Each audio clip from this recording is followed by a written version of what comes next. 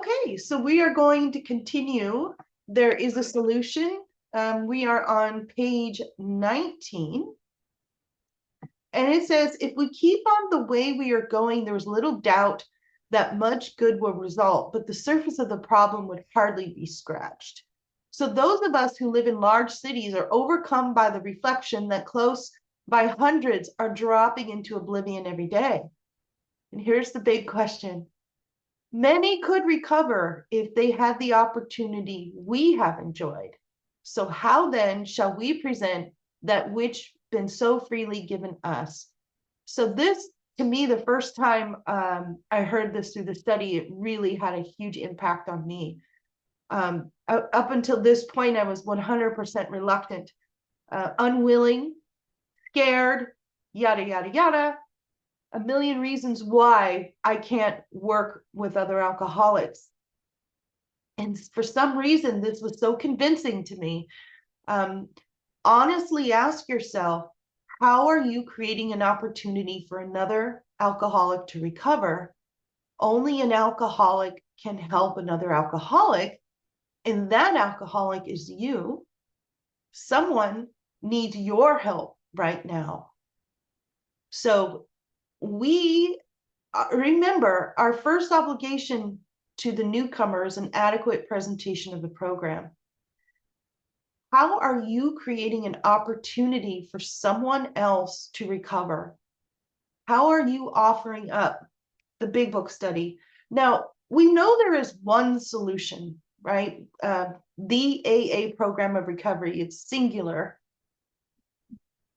Each, and all of us are different people, right? People who normally would not mix. But there is something about your particular way of your energy, your vibration, your words, your experiences, everything about you that is unique. That particular set of circumstances is attractive to someone else. So by you not making yourself available, you are reducing, the opportunity for someone who would hear you when they may not hear someone else, right? So, for example, my mother knew I was alcoholic, but she never approached me because she knew that I wouldn't hear her. But instead, she found other people in the program to approach me. And at the time, I was 17 years old and, into punk rock and the anarchy, all this stuff. So she found this like older, recovered punk rock person who was a Big Book thumper and just like walked around with the large print Big Book under his arm. And, just introduced me to him. She didn't even like push it. And I thought he was cool, of course. I was 17. And then he invited me to a meeting, which was the first meeting I'd ever gone to, like on my own, not as a child of an alcoholic on a court card. You know what I mean? And then when we got there, he introduced me to all the women. And it wasn't even that much work for him. He was going to that meeting anyway, but because of his particular presentation and demonstration and just like the whole way he carried himself, I found it interesting. And it created an opportunity that I otherwise wouldn't have. So, and my sponsor used to say there's a nut for every wrench, right? So each of us are a wrench looking for the particular nuts that fit into our wrench. And by not being available, we're reducing the amount of opportunities and the people that would be attracted to your particular way of, how you demonstrate this program. And at the same time, I would like to say that we are all carrying the same message, right? And so it is the message, not the messenger overall. We have to keep that in mind. But definitely something about your uniqueness will be attractive to the newcomer, a particular newcomer. And so we really have to ask ourselves, how are we creating an opportunity for someone else to recover? Very, very important. This literally was the pivoting point for me in getting the willingness to work with other alcoholics. And how I got started was, when they make announcements at meetings, when they ask, are there any announcements? Some cities do it differently, but are there any AA announcements, or are there any non-AA announcements? And each city will have a particular category, how they perceive to do it, whatever, just get up, make an announcement. I make an announcement and say, I'm an alcoholic, and I can see that from the doctor's opinion, part of my rehabilitation is working with another alcoholic. Is there anyone here willing to let me work with them and take them through the big book as I'm being taken through the big book for 1 hour a week? And I would get 5 or 7 people that would say yes. And the reason I think they would say yes is because during the share, I would follow the instructions from the 5 questions of the meetings, right? And I would use that 3 minutes not to talk about myself or to express resentment or fear. I would use that 3 minutes to try to carry the message as best I could. And it might be something simple like, I didn't understand what alcoholism was, or I didn't know the definition of an alcoholic until I went through the big book study. And then I would talk about being mentally different, the obsession of the mind, persistent reoccurring thought that does not respond to reason, bodily different, maladjusted to life, yada, yada, yada, everything from that slide. And that would be attractive to some people because they've never heard it broken down like that before, right? They might just think that alcoholism is a little drinky poo problem, and you just don't drink one day at a time, put the plug in the jug, buckle up, that kind of stuff. But to really hear what the definition of alcoholic is was attractive to some people. So when I would make that announcement, I get 5 or 7 people that would approach me after the meeting and say yes. I would get all their phone numbers, follow up, text, call, whatever. And maybe 2 would actually pan out, right? A lot of people just wouldn't go through with it. But I kept doing that until I had 3 people a week. And that was the magic number to help me stay in fit spiritual condition, to get ease and comfort, to get through working the steps, right? Because once you start this process of facing and removing the obstacles within, it can be painful to fully surrender, to transcend the ego, to write down and face all my fears and resentments and all of that. That can be painful. And we do need some ease and comfort to get through it. And that the book tells us that we get that by working with other alcoholics. Again, it's not something, this 12-step work is not something we arrive at, it's something that we're doing along the way. And I believe that point has been made by talking about the first 6 steps and through the doctor's opinion. So we have concluded to publish an anonymous volume setting forth the problem as we see it. We shall bring to the task our combined experience and knowledge. This should suggest a useful program for anyone concerned with a drinking problem. Of necessity, there will be discussion of matters medical, psychiatric, social, and religious. We are aware that these matters are, from their very nature, controversial. Nothing would please us so much as to write a book that would contain no basis for contention or argument. We shall do our utmost to achieve that ideal. Most of us sense that real tolerance of other people's shortcomings and viewpoints and a respect for their opinions are attitudes which make us more useful to others, right? So not like getting into argument with people or talking about religion and claiming that there's only one way to describe our creator. It's showing a tolerance that makes us more useful. Our very lives as ex-problem drinkers depends on our perfect attendance at meetings. Oh, no, my goodness, it doesn't say that. It says that our very lives as ex-problem drinkers depend on our constant thought of others and how we may help meet their needs. So, from what I've learned so far in this textbook is my sobriety is about God reliance, working with others, and that is more important than meeting attendance. Meetings are a great space to give of yourself and to find prospects to work with, somewhere to do the approaching and to welcome the newcomer. It's not a place for me to dump or to get anything, right? It's a place for me to be of service. And when I'm headed to that meeting, is my mind thinking about how I'm going to carry the message or welcome the newcomer or how I might find someone to work with outside of the meeting? Or is it because I feel like I'm going to drink and I need to talk to somebody? And oh my God, I'm so mad. I went to the grocery store and somebody took my parking spot, or yeah, whatever. Put that aside for a second. Talk to someone about it one-on-one. This is an opportunity. Those 3 minutes you get to share, an opportunity to really work this program. So you may have already asked yourself, why is it that all of us become so very ill from drinking?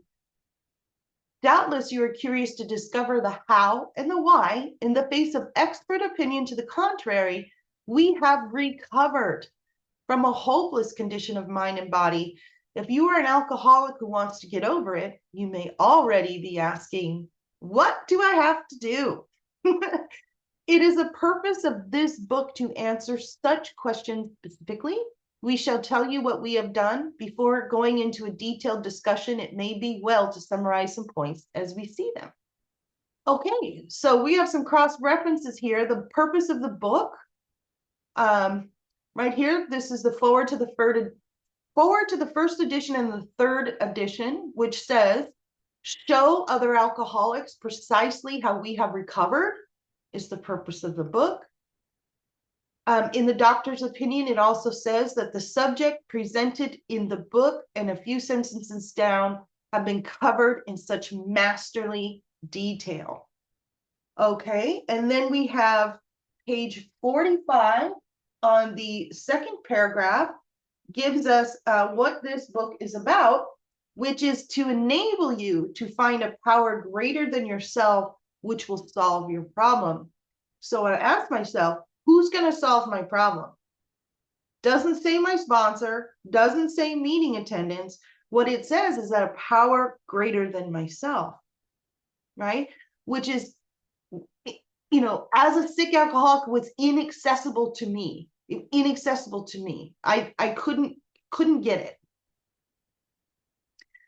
Oh, okay. So now we're going to describe the certain types of alcoholics. Well, this is fun. All right. So a moderate drinker has little trouble giving up liquor entirely if they have a good reason to do it. They can take it or leave it alone. I'm sure you all can think of examples in your life. I've been in social situations with normies and they get a glass of wine, take a couple of sips. Their cheeks may turn red, they become a little more talkative, and then they, walk away and leave alcohol in the glass. And then the next day go on about their lives. It's like nothing. Then we have a certain type of hard drinker. He may have the habit badly enough to gradually impair him physically or mentally. It may cause him to die a few years before his time, but if a sufficiently strong reason, such as ill health, falling in love, change of environment, or the warning of a doctor, maybe a DUI, becomes operative, this man can stop or moderate, although he may find it difficult and troublesome and may even need some medical attention, right? So the hard drinker looks like an alcoholic, could have come here on a court card and easily get long-term sobriety with ever a relapse, because that person can stop with a strong enough reason. This person lacks, which means zero. Lacks is nothing. Lacks the obsession of the mind and the phenomena of craving. He or she does not have the obsession of the mind. So let's say they've been drinking for a while, they're a hard drinker, they get a court card, they get a DUI, they come in to our fellowship, and we are not a glum lot. All of a sudden, you've got this whole group of people who are fun, hilarious, intelligent, special abilities, skills, and aptitudes. You've got this place you could go, you're going out to fellowship, it can cure some loneliness. and you feel like you're a part of something, right? And now you keep coming, and now you're getting to be a hot shot around here because you can easily stack up time without much trouble. But we have to remember that only an alcoholic can help another alcoholic. So it is of utmost importance to practice discernment when you are choosing your sponsor, when you're choosing the person that's going to hear your fifth step. And just imagine, this person hasn't had to work as hard to get sober, hasn't had to fully surrender self, do a thorough inventory. They are not beaten to the extent that we've been beaten. How can someone like that navigate through the obsession and the phenomena of craving if they don't have the personal experience? Important to practice discernment. All right, the last thing I want to say about these hard drinkers is they'll usually be the ones sharing in meetings about having a choice around drinking, right? Which means no step one was taken. Step one means I'm powerless, means I'm enduring suffering without a choice, suffering without a choice. So when you hear people talking about having the choice to drink today, they have not actually taken step one. All right, now here we are, here's our people. But what about the real alcoholic? He may start off as a moderate drinker. He may or may not become a continuous hard drinker. But at some stage of his drinking career, he begins to lose all control of liquor consumption once he starts to drink. So here's the fellow who's been puzzling you, especially in his lack of control. Remember, lack is nothing, not some, zero, nothing. He does absurd, incredible, tragic things when drinking. He's a real Dr. Jekyll and Mr. Hyde. He is seldom mildly intoxicated. He is always more or less insanely drunk. His disposition while drinking resembles his normal nature but little. He may be one of the finest fellows in the world, yet let him drink for a day and he frequently becomes disgustingly and even dangerously antisocial. He has a positive genius for getting tight at exactly the wrong moment, particularly when some important decision must be made or an engagement kept. He is often perfectly sensible and well-balanced concerning everything except liquor. But in that respect, he is incredibly dishonest and selfish. He often possesses special abilities, skills, and aptitudes and has a promising career ahead of him. He uses his gifts to build up a bright outlook for his family and himself and then pulls the structure down on his head by a senseless series of sprees. He is the fellow who goes to bed so intoxicated he ought to sleep around the clock. Yet early the next morning, he searches madly for the bottle he misplaced the night before. And if he can afford it, he may have liquor concealed all over his house to be certain no one gets his entire supply away from him to throw it down the waste pipe. And as matters grow worse, he begins to use the combination of high-powered sedative and liquor to quiet his nerves so he can go to work. Then comes the day when he simply cannot make it and gets drunk all over again, perhaps to a doctor who gives him morphine and some sedative with which to taper off. Then he begins to appear in hospitals and sanitariums, recovery homes, detoxes, court cards, DUIs, all that jazz. So the story here, Dr. Jekyll and Mr. Hyde, was written by Robert Louis Stevenson, who died of alcoholism. He was an alcoholic and a cocaine addict. And this story actually describes the cycle of drinking quite well. So, who is the insane one? Is it Dr. Jekyll or Mr. Hyde, right? And the answer is Dr. Jekyll. Because in the sober state, the decision is made to take the chemical or the dose, whatever it was, that would turn him into Mr. Hyde, and he knew it. And he knew it. So in a sober state, making the decision to become Mr. Hyde, right? And then there's a joke here about even Mother Teresa would be different after doing an 8-ball, which, it's true. It's true. In my sober state, I am so calm. I just work real hard, just yada, yada, yada. Soon as I drink, I am doing the craziest stuff. Okay. Just totally not my personality. And check your own experience. I'm sure that you can come up with plenty of them. So getting tied at exactly the wrong moment, we have a cross reference, which is in the 3rd edition on these Roman numeral pages. And what it says is the important appointment was not met. And then also we have in Bill's story on page 5, the 3rd paragraph, that there was a promising business opportunity, which you can read at length on page 91 in Pass It On. But basically, Bill was about to have a promising business opportunity unfold, and he got tied at exactly the right moment, wrong moment, whatever. And he went into a 3-day blackout, destroying that opportunity. None of these situations with Hulk going on, right? Hungry, angry, lonely, tired. When I was in treatment, women's recovery home, all that jazz, some of the top lessons that I was taught was HALT and a meeting attendance, right? And this whole group therapy mindset that if I feel like I got a drink, I need to call my sponsor and go to a meeting.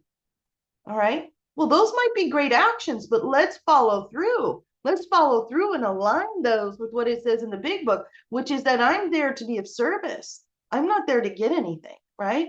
That my constant thought of others and that work with another alcoholic will save the day when other activities fail. Let's carry this through and really teach people what we can do to help ourselves. Okay, and then when it says sanitariums, we're going to think of recovery homes, which is what we have now in current times. So why in the heck would someone who's got special abilities, skills, and aptitudes, and sensible in all other areas of their life, why the heck would they behave like this? If hundreds of experiences have shown him that one drink means another debacle with all its attendant suffering and humiliation, why is it that he takes one drink? Why can't he stay in the water wagon? What has become of the common sense and willpower that he still sometimes displays with respect to other matters? Well, perhaps there will never be a full answer to these questions. Opinions vary considerably as to why the alcoholic reacts differently from normal people. We are not sure why, but once a certain point is reached, little can be done for him. We cannot answer the riddle. So we do have some references in the big book that help us, though. We understand that we are bodily and mentally different, right? Mentally different. What does it mean to be mentally different? Here are the places which you can carry your message, your 3 minutes at your meeting when you're working with someone else. You can start here. What does it mean to be mentally different? Persistent, reoccurring thought that does not respond to reason. Whatever reason I have for not taking a drink is not powerful enough to overcome the obsession. Remembering your last drunk, right? Again, page 43, there's no effective mental defense against the first drink.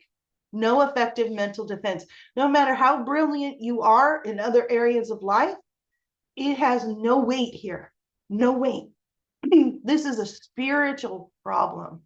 Spiritual problem. My mind, the main problem of an alcoholic centers in his mind rather than in his body. So the mind that is the problem cannot solve the problem. I cannot rely on my mind to keep me sober. I have a mental obsession. And then we have examples of the strange mental blank spot, right? Meaning that my mind may not even check in with me. I just may find myself drinking at some point. So get to know these pages very well. We know that while the alcoholic keeps away from drink, as he may do for months or years, he reacts much like other men. And we are equally positive that once he takes any alcohol, whatever, into his system, something happens, both in the bodily and mental sense, which makes it virtually impossible for him to stop. The experience of any alcoholic will abundantly confirm this, right? And so what they're referring to is the phenomena of craving, the allergy of the body, right? Which the certain hard drinker doesn't have. These observations would be academic and pointless if our friend never took the first drink, thereby setting the terrible cycle in motion. Therefore, the main problem of the alcoholic centers in his mind rather than in his body. And if you ask him why he started on the last bender, the chances are he will offer you any one of 100 alibis. Sometimes these excuses have a certain plausibility, but none of them make sense in the light of the havoc an alcoholic's drinking bout creates. They sound like the philosophy of a man who, having a headache, beats himself on the head with a hammer so he can't feel the ache. And if you draw this fallacious reasoning to the attention of an alcoholic, he will laugh it off or become irritated and refuse to talk.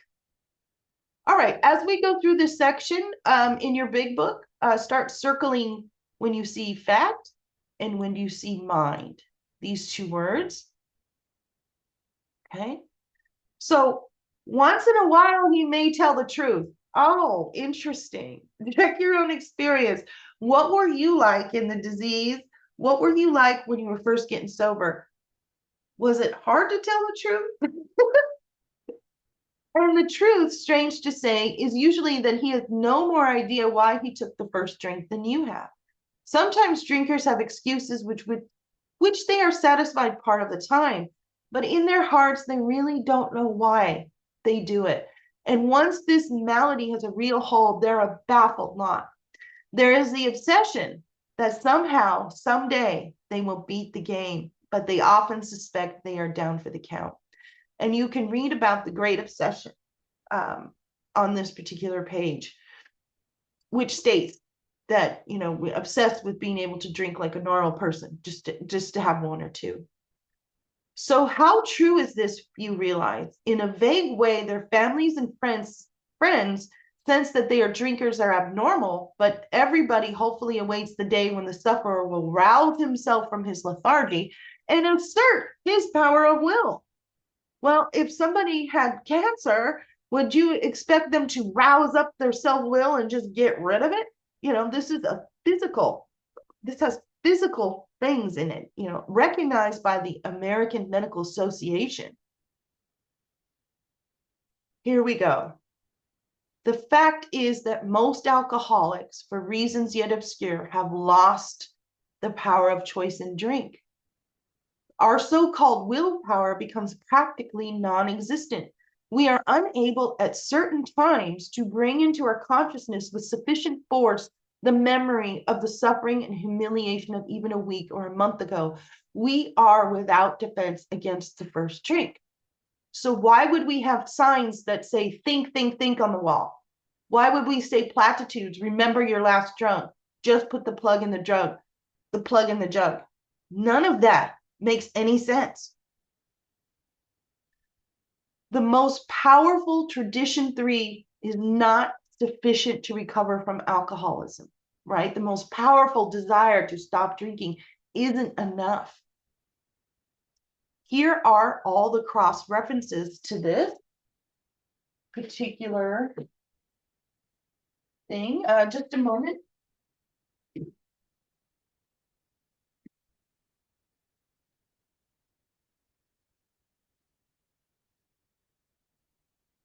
Okay, page 37, the second paragraph.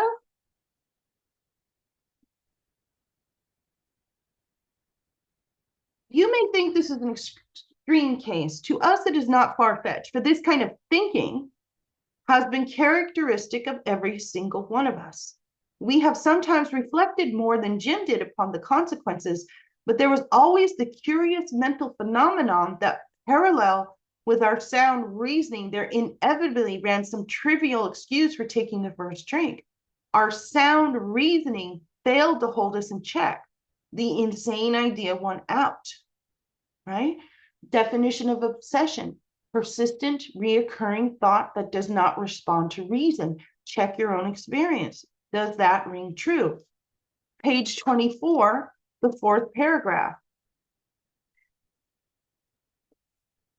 When this sort of thinking is fully established in an individual with alcoholic tendencies, he has probably placed himself beyond human aid, and unless locked up, may die or go permanently insane. Okay, I don't have a third edition in front of me right now. Page 25, the third paragraph. 1, 2, 3.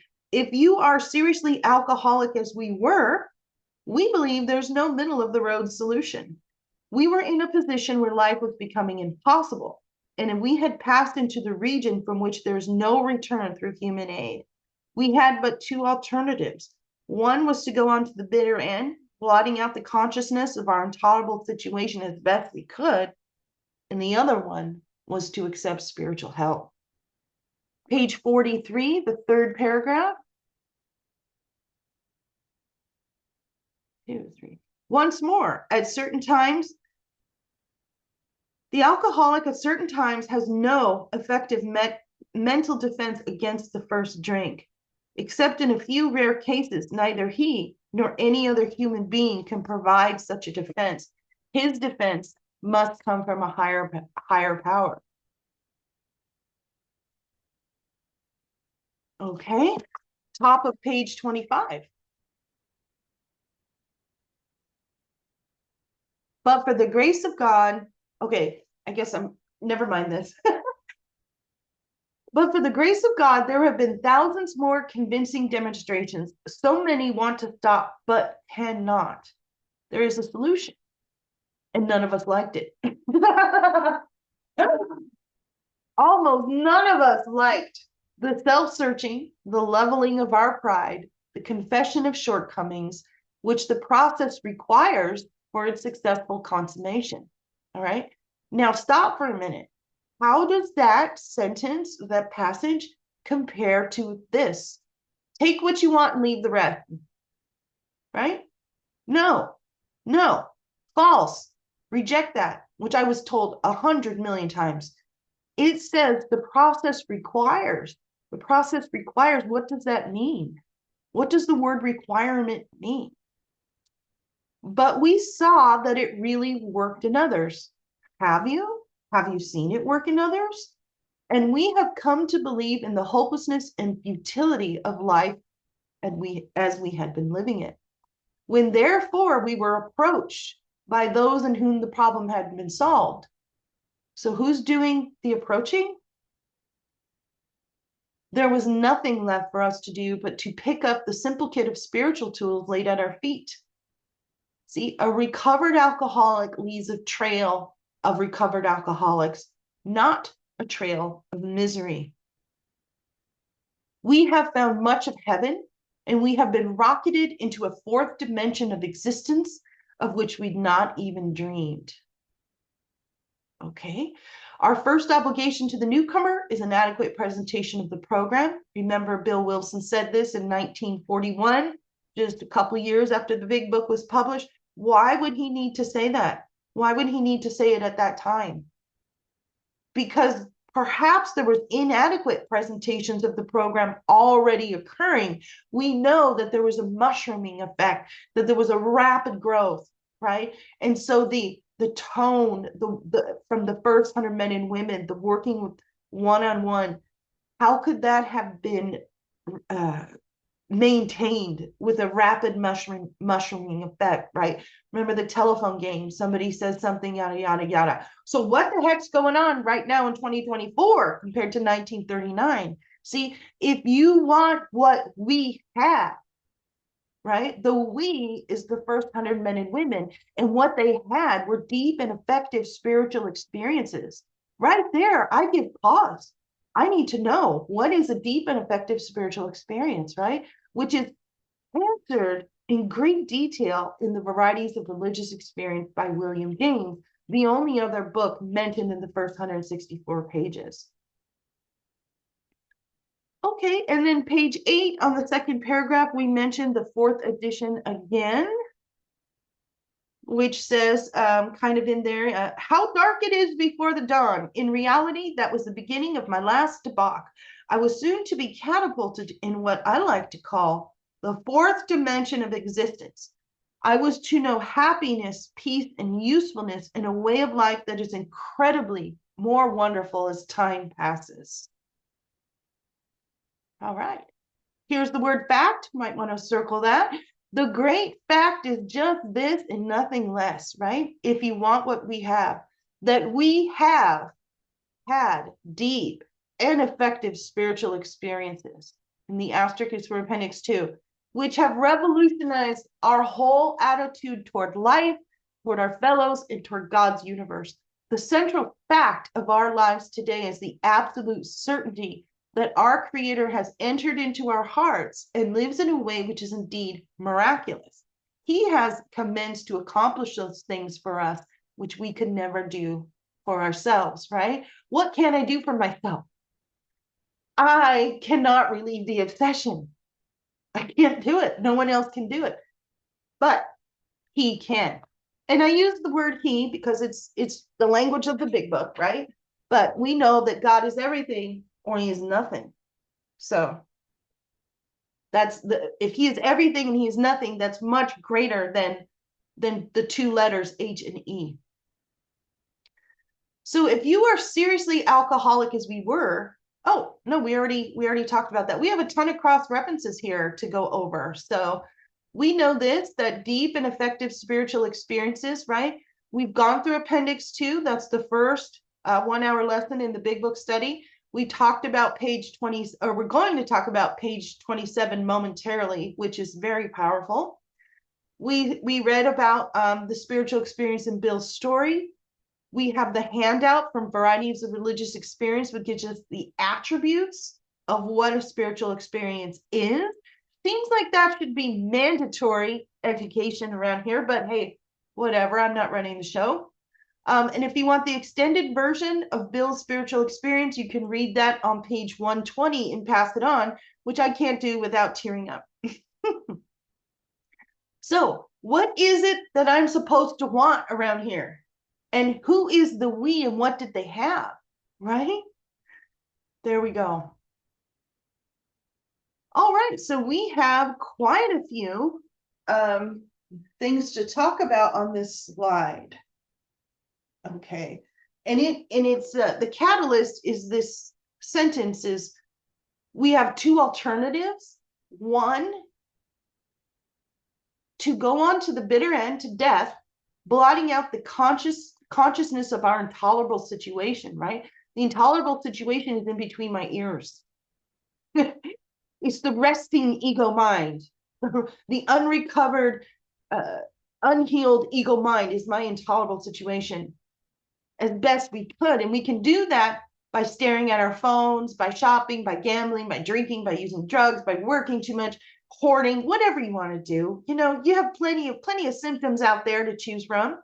Do all that till you die, trying to get some ease and comfort from the situation between the ears, or accept spiritual help. And that may not be easy. Why? Because we are riddled with prejudice. Preconceived idea without due examination or knowledge. So immediately, boom, immediately come right up against my prejudice. Did you say the D word? You know, what that brings up is somebody else's belief or opinion, not even a knowing, but a belief or opinion around God that's been shoved down my throat since the moment I was born. And that is an accident of birth, right? Where were you born? I was born in San Diego. Well, there happens to be a lot of Christianity around there. Okay, so that's what was shoved down my throat. If I was born in India, it would be something else, you know? So it's just an accident of birth, of having this somebody else's belief and opinion around the G word. And because I can't accept that, because it doesn't ring true for me, you know, now I'm suffering from a spiritual malady. See, this is life or death for the alcoholic. And so to come here and face our prejudice and get a new attitude and a new relationship with God is not easy. We have to be pretty badly mangled to even look at it. I had to become literally convinced of suicide. I literally made the decision 5 years in sobriety to kill myself because I couldn't get this. I just couldn't. I've tried everything and I had nowhere to go. That amount of letting go, right? And then of course a miracle happened. Within that first 24 hours, I came across someone who was doing the Big Book study for the first time and saved my life. She created an opportunity for me, see, in trying to help herself. So that literally saved my life. Let's go to page 44, the second paragraph. which says, to one who feels he is an atheist or agnostic, such a spiritual experience seems impossible. But to continue on as he is means disaster, especially if he's an alcoholic of the hopeless variety. To be doomed to an alcoholic death or to live on a spiritual basis are not easy alternatives to face. Page 34, the second paragraph. For those who are unable to drink moderately, the question is how to stop altogether. We are assuming, of course, that the reader desires to stop. Whether such a person can quit upon a non-spiritual basis depends upon the extent to which he has already lost the power of choice, whether he will drink or not. Okay? Still holding on to self-will when you can't accept, oh, okay, I can't explain that particular line right now. So the question is, are you convinced, right? We talk about this concept of being convinced, the original manuscript, and the original manuscript, it's a little different than our big book. So when we get to the end of how it works, or you know how it works is read at the beginning of every meeting, and we stop with the A, B, and C, that God could and would if he were sought, right? How many times have you heard that, right? In the original manuscript, there's another paragraph there that says, if you are not convinced on these vital issues, you ought to reread the book to this point or else throw it away. So the question to ask yourself, are you convinced, right? Page 62, second paragraph.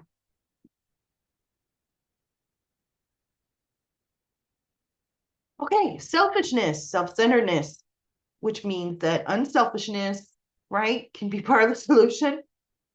That we think is the root of our troubles, driven by 100 forms of fear, self-delusion, self-seeking, and self-pity. We step on the toes of our fellows and they retaliate. Sometimes they hurt us seemingly without provocation, but we invariably find that at some point in the past, we have made decisions based on our ego mind, made decisions based on self, made decisions based on self-centeredness, which later placed us in a position to be hurt.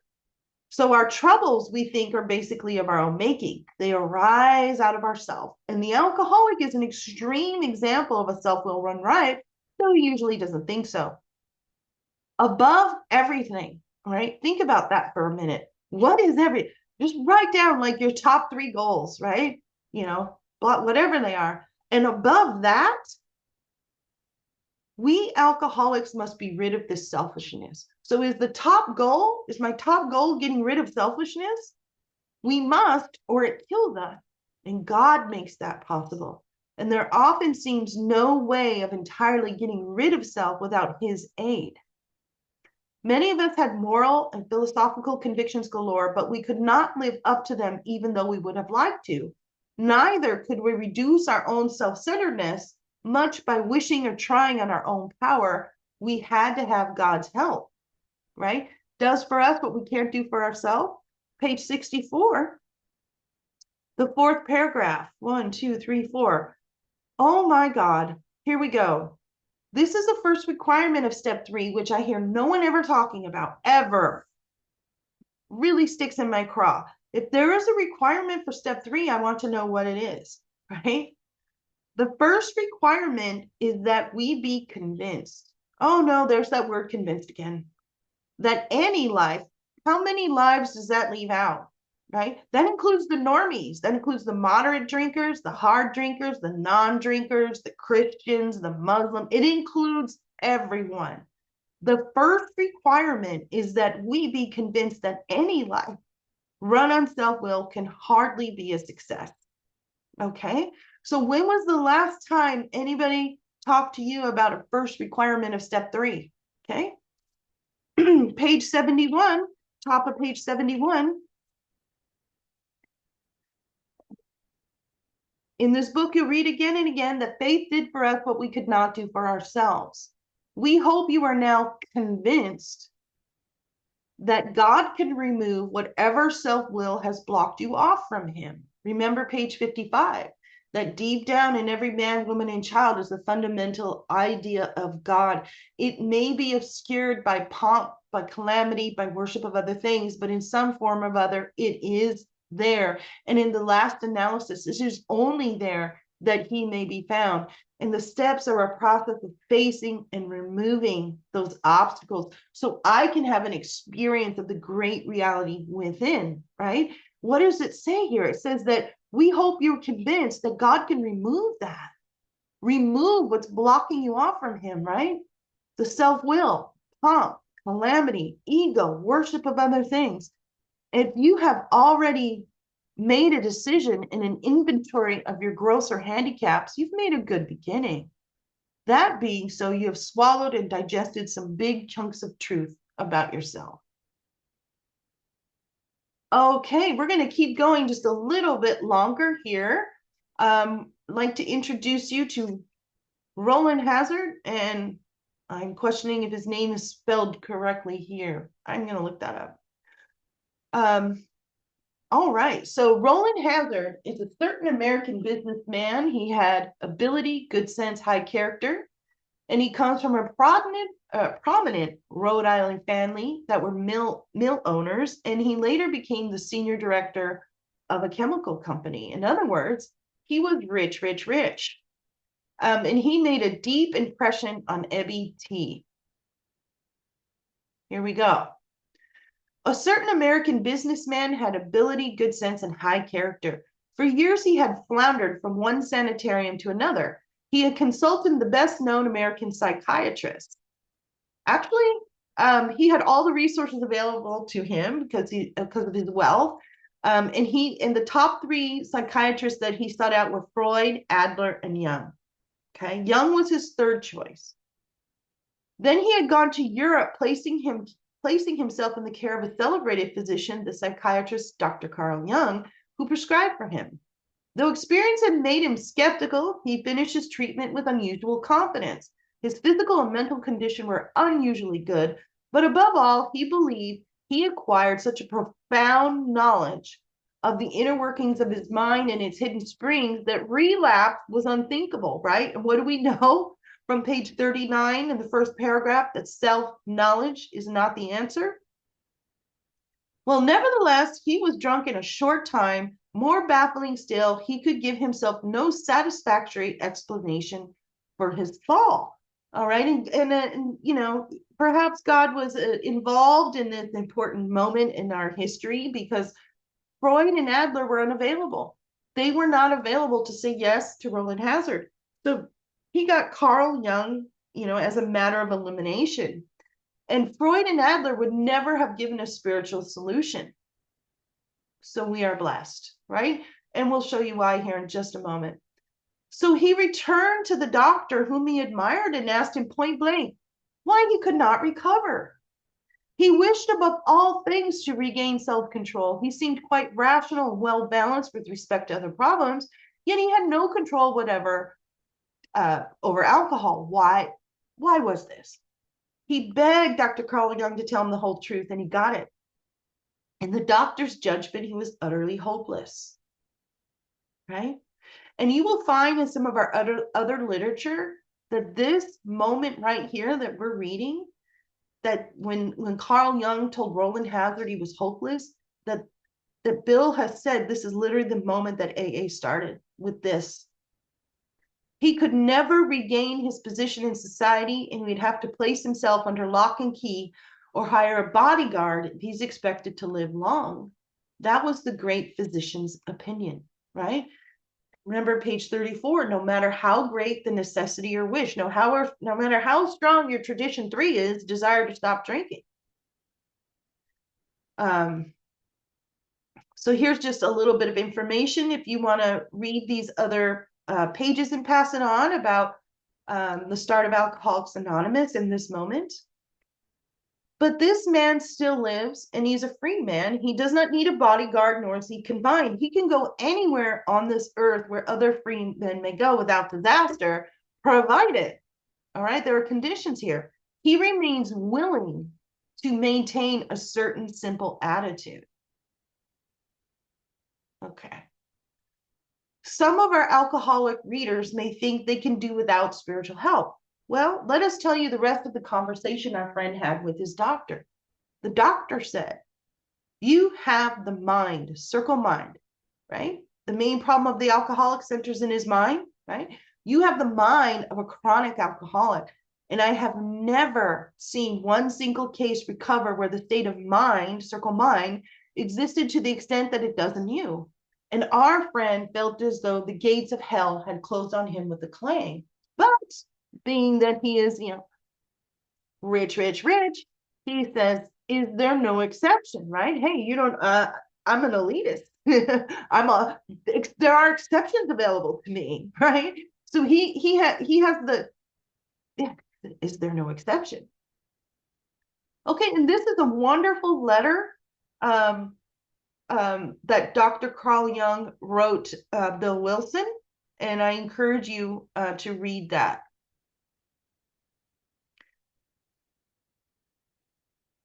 Yes, there is an exception.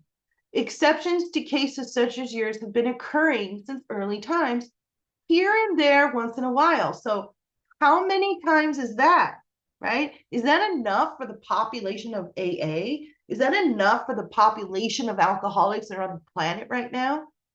No. Here and there once in a while is totally rare. Here and there once in a while, alcoholics have what are called vital spiritual experiences. To me, these occurrences are phenomena, meaning they're unexplainable, right? They appear to be in the nature of huge emotional displacements and rearrangements. Ideas, emotions, and attitudes, which were once the guiding forces of the lives of these men, are suddenly cast to one side, and a completely new set of conceptions and motives begin to dominate them, right? What is our path? New relationship, new attitude, right? I have been trying to produce some such emotional rearrangement within you beyond human aid. Another person can't do this for us. God does for us what we can't do for ourselves. With many individuals, the methods which I employed are successful, but I have never been successful with an alcoholic of your description, right? Check your experience. What have you tried? What's worked? So Roland Hazard was a very religious man, but here he is dying from a spiritual malady, right? He needs a vital spiritual experience despite what his religious beliefs are. Isn't that interesting? How could someone with such convictions be dying of a spiritual malady? Well, I'm going to explain that right now. We're going to define the difference between a belief and experience.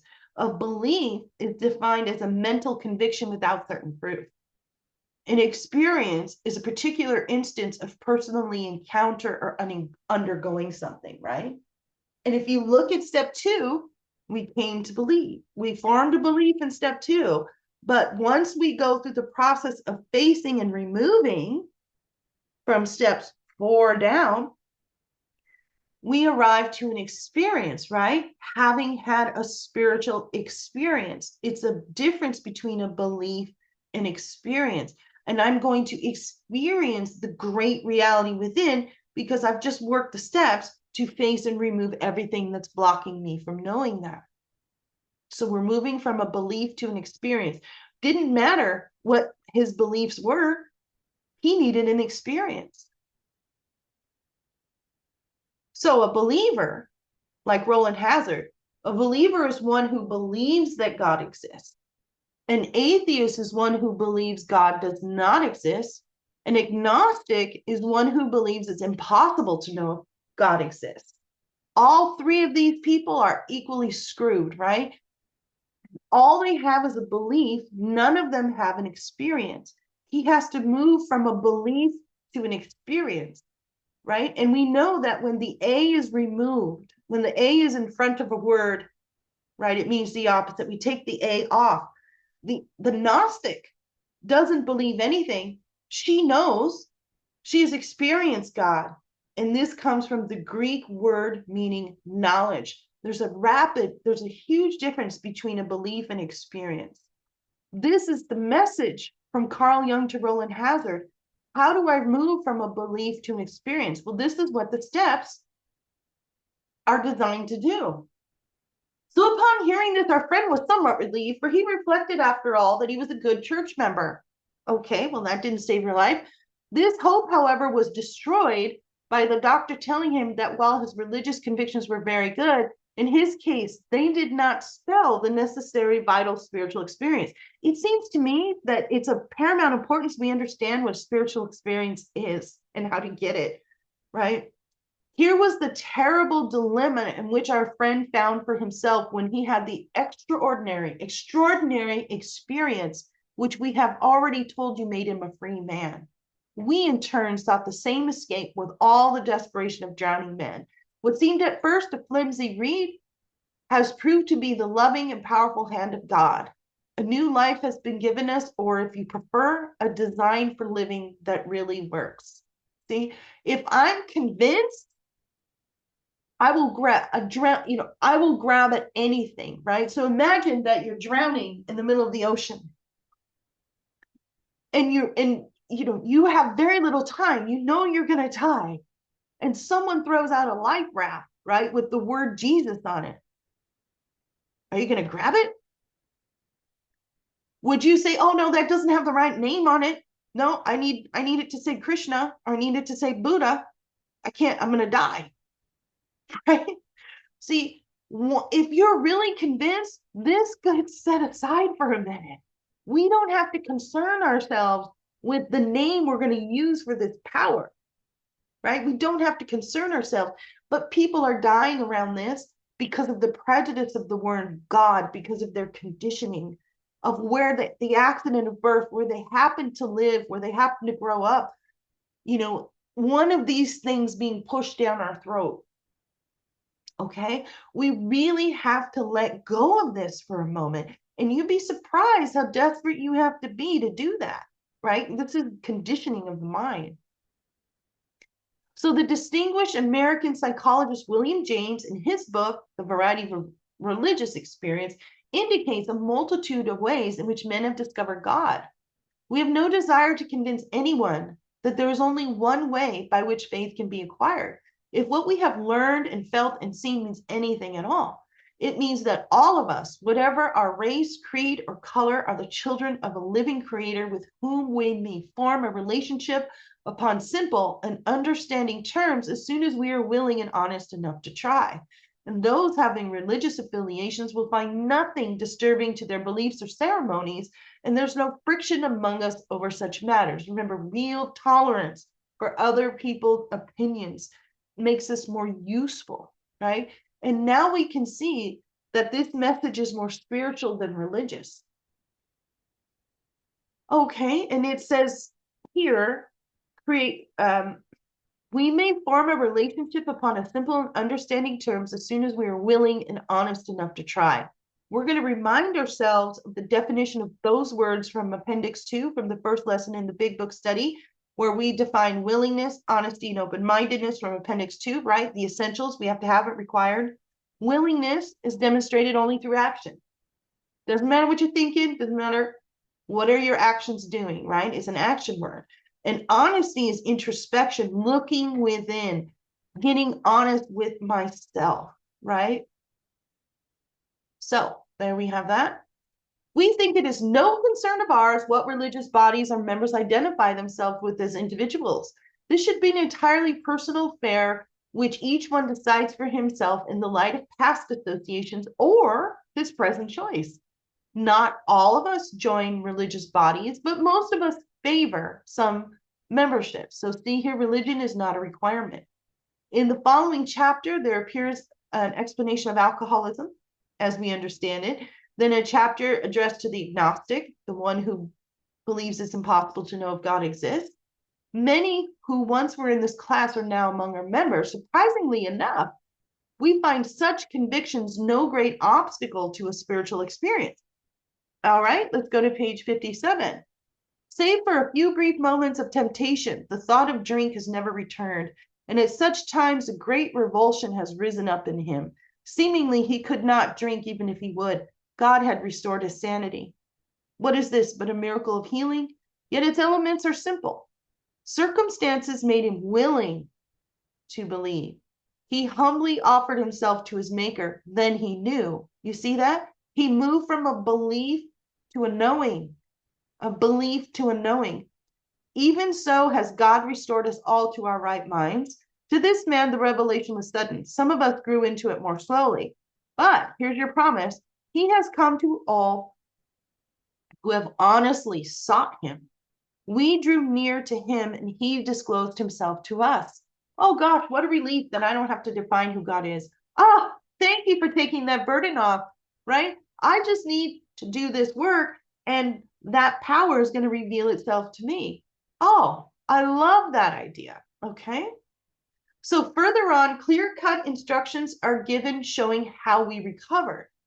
These are followed by 42 personal experiences.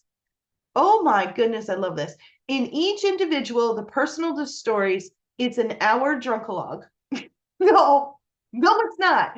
It describes in his own language and from his own point of view the way he established his relationship with God.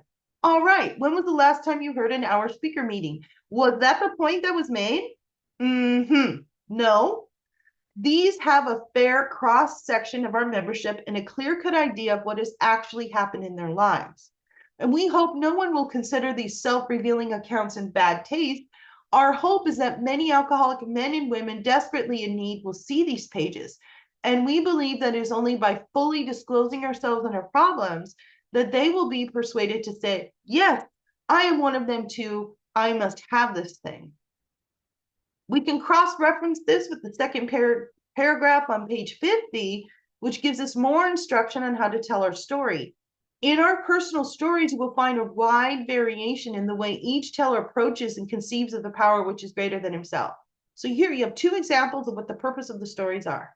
It's not a drunkalogue, not a drunkalogue.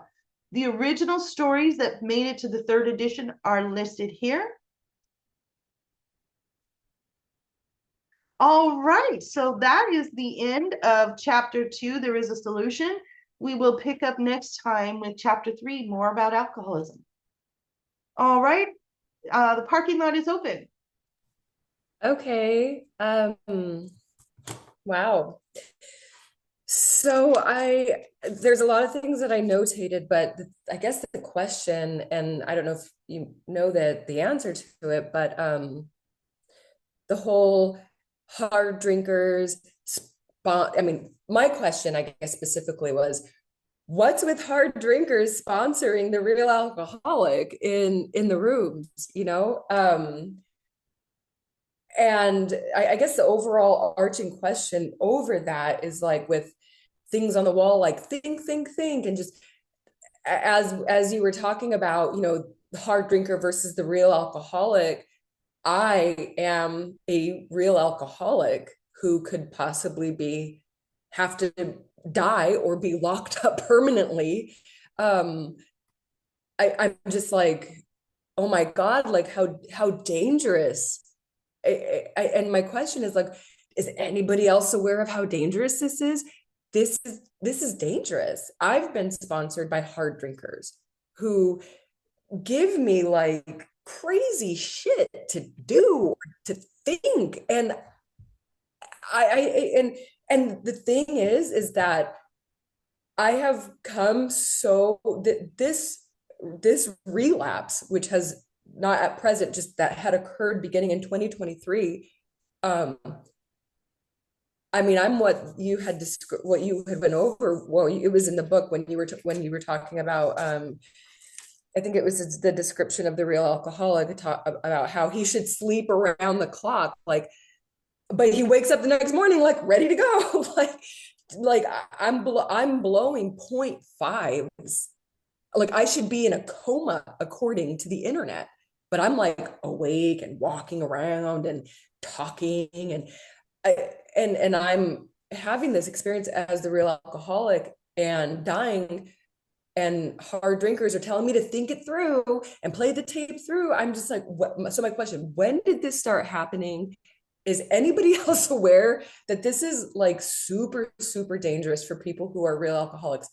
Aside from using discernment, which is great, that's not discussed. I haven't heard that. No, I mean, maybe years ago I've heard it mentioned. but this is like, it kind of hit me emotionally because I'm a real alcoholic. I've been sponsored by hard drinkers. I've heard hard drinkers in the room. I'm convinced now they're the ones that put up those signs on the wall. Um, that they came up with it, that they've placed it on the wall, where I'm sitting in there as a real alcoholic, like with I have thought, and it still isn't like changing the fact that I'm going to drink in 5 minutes. It's nothing is changing that, and my stepmom, she just died, a real alcoholic of cirrhosis. And so had kind of dabbled in AA here and there, but no message was ever carried to her. And so was there like a moment in time when this started happening where this has been acceptable? Are other people aware that this is killing the real alcoholic? There are other people aware, yes. There are meetings, there are subcultures, little pockets of AA, of big book thumpers, people that really stick with what the first 100 men and women did. They are aware. I would say, when Bill made that statement in 1941, that our first obligation to the newcomer, in that rapid growth, hospitals at that time were bringing busloads to meetings, and that's when things started to change. So there are plenty of people in AA right now. Well, maybe not plenty, but there are people that believe the message is watered down.